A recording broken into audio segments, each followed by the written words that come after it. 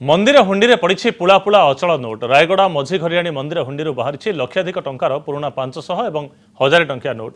गत वर्ष अपेक्षा चलित वर्ष अधिक अर्थ हुंडी मिलवा अनुमान करपर्यंत गणति सरी ना बेले पाखापाखि 60 लाख अधिक टंका हुंडी मिलता बेले से लक्षाधिक टंकार 500 और 1000 टंकिया अचल नोट रही।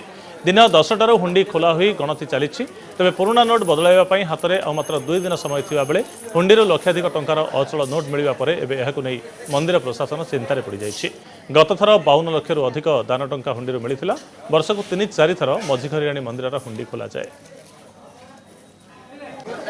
Reserve bank government of India 30 तारीख डिसेंबर जाए आम डिपॉजिट एक्सेप्ट करने आमको डायरेक्शन अच्छे हम रिसीव करें। हाँ से मंदिर ट्रस्ट ना असुविधा ना तांकर पैन नंबर सब अच्छी अकाउंट फर हम आशा कर 60 लाख ऊपर हम लक्षाधिक टंका आकार 500 टंकिया 1000 टंकिया नोट सब बाहर एथर आमर उत्कल ग्राम्य बैंक आम नियुक्ति टंका नेबाई एवं यही सब टंका उत्कल ग्राम्य बैंक आम डिपोजिट देवु।